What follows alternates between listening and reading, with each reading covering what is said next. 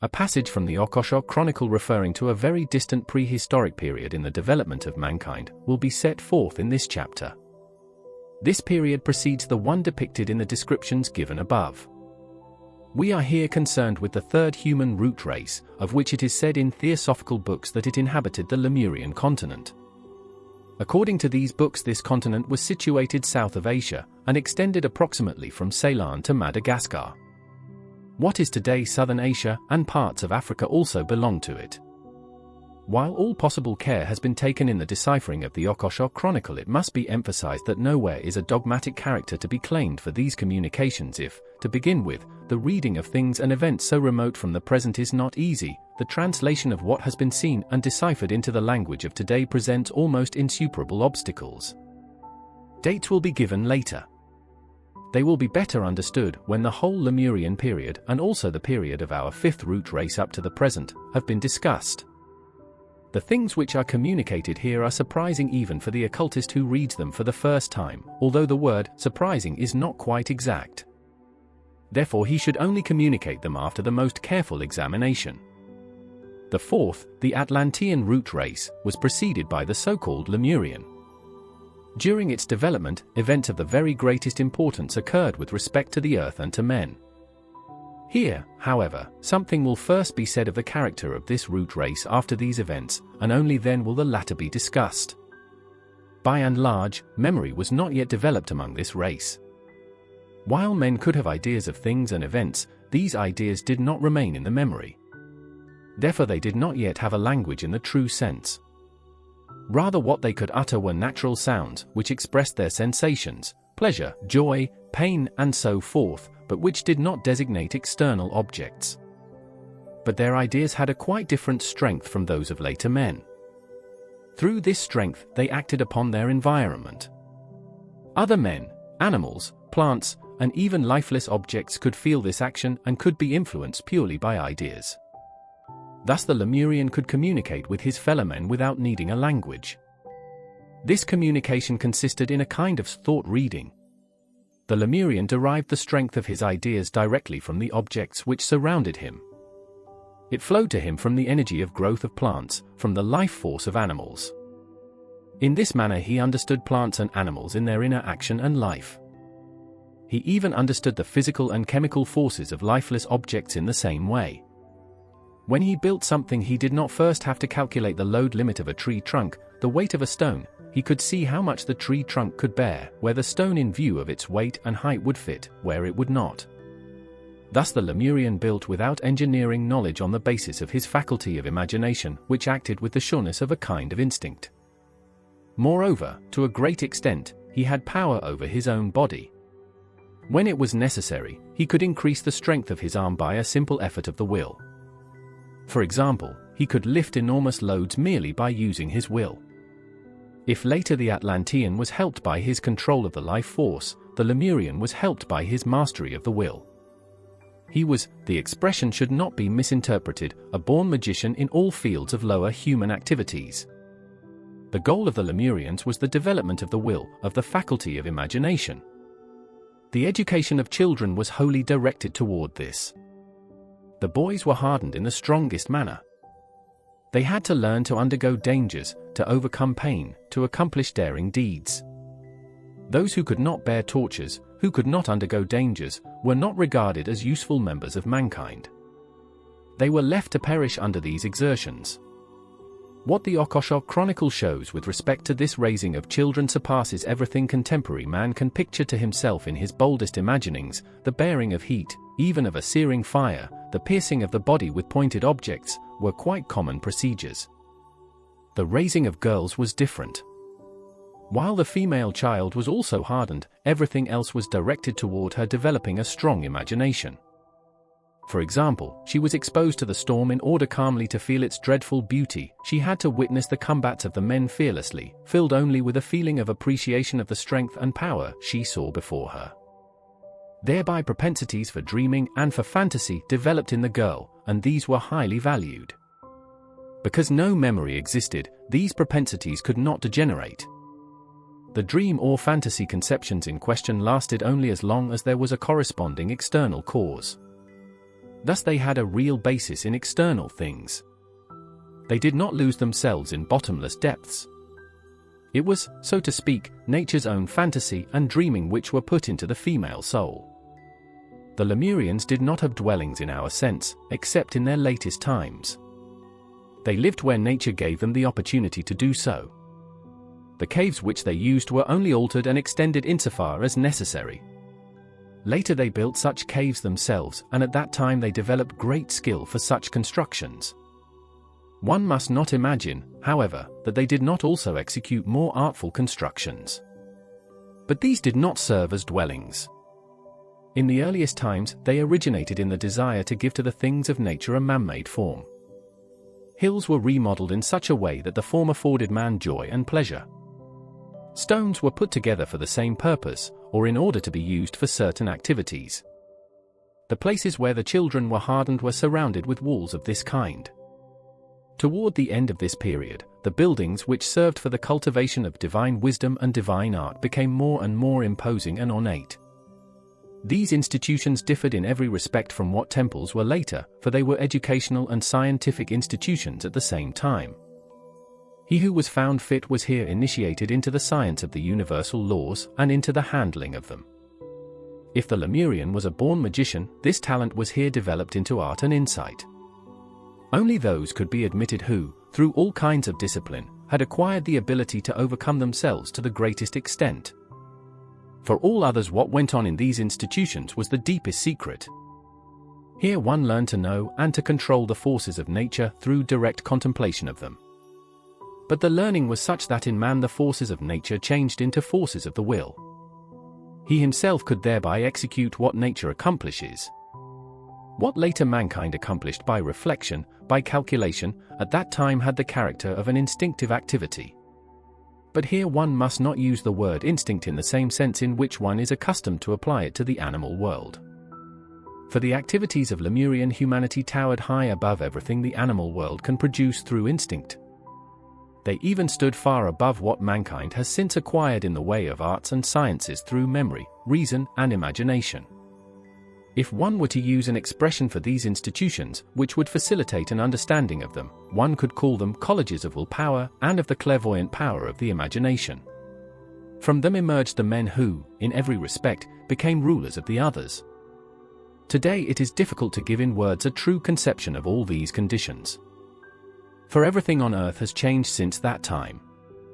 Nature itself and all human life were different. Therefore human labor and the relationship of man to man differed greatly from what is customary today. The air was much thicker even than in later Atlantean times, the water much thinner.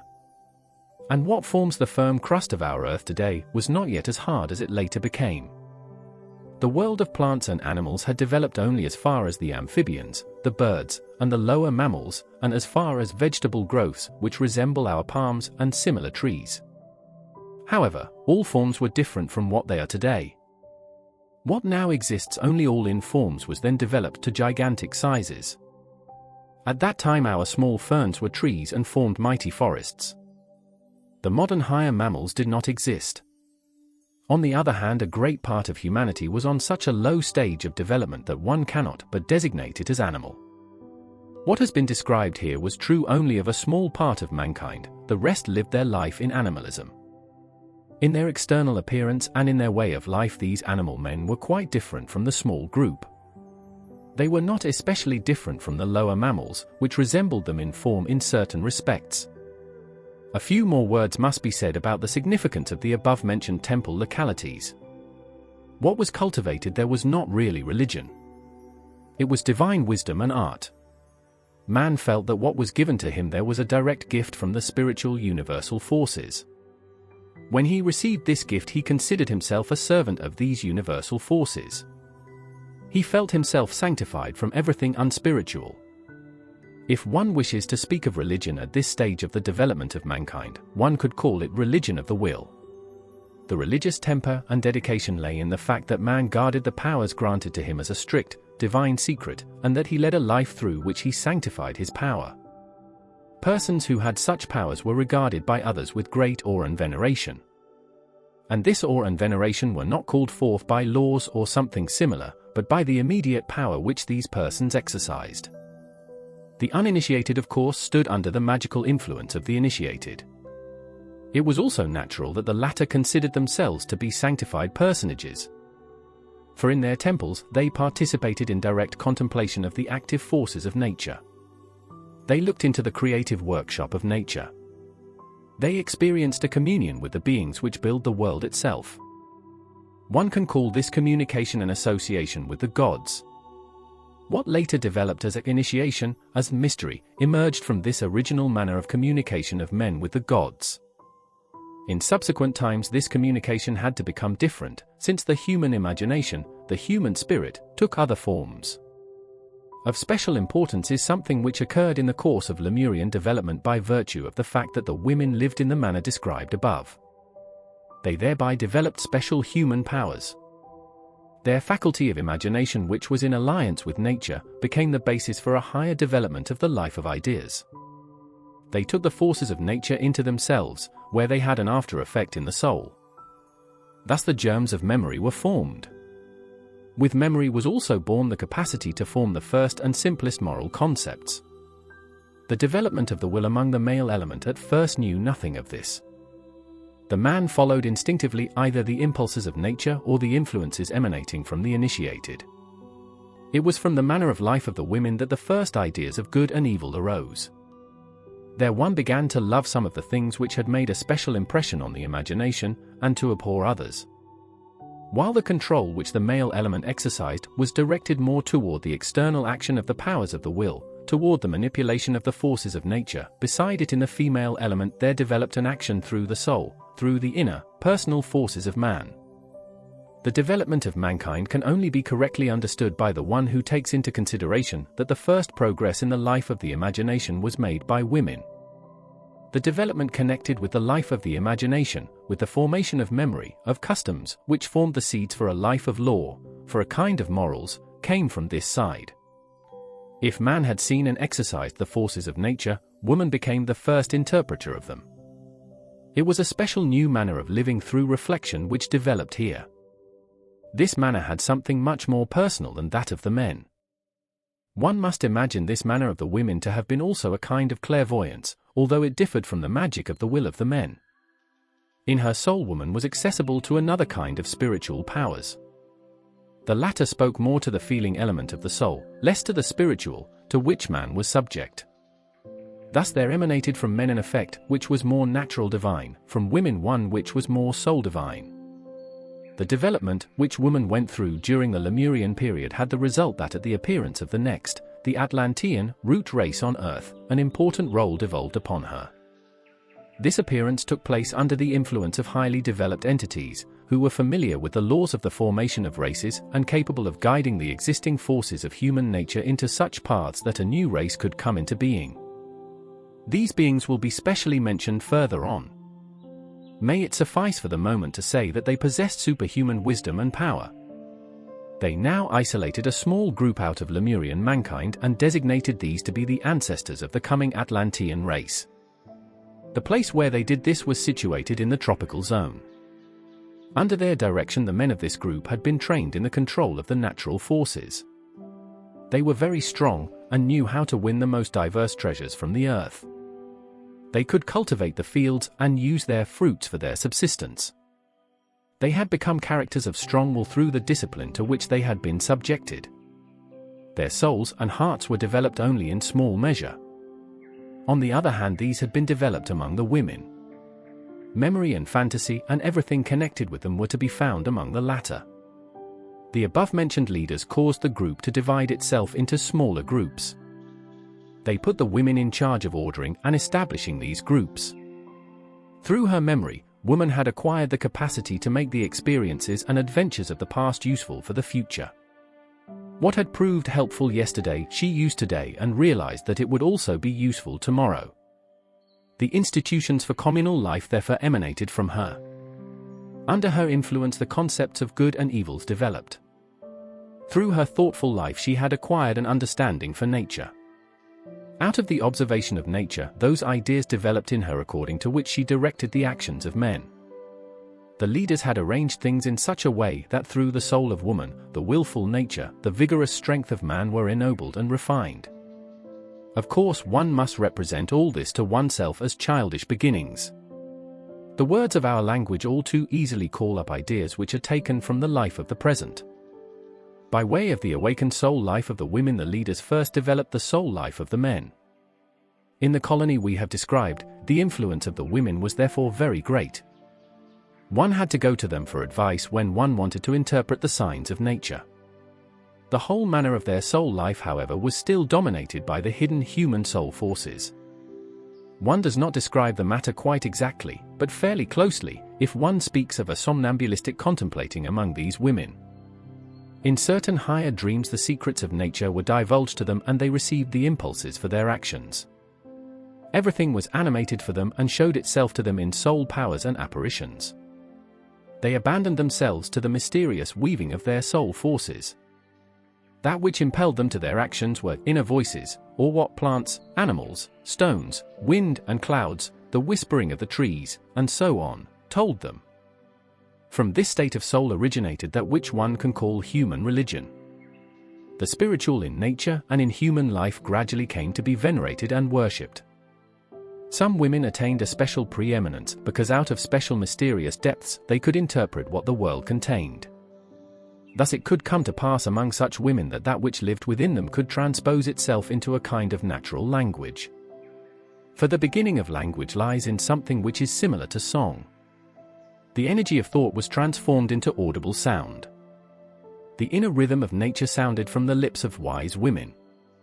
One gathered around such women and in their song-like sentences felt the utterances of higher powers. Human worship of the gods began with such things. For that period there can be no question of sense in that which was spoken. Sound, tone, and rhythm were perceived. One did not imagine anything along with these, but absorbed in the soul the power of what was heard. The whole process was under the direction of the higher leaders. They had inspired the wise priestesses with tones and rhythms in a manner which cannot now be further discussed. Thus they could have an ennobling effect on the souls of men. One can say that in this way the true life of the soul first awakened.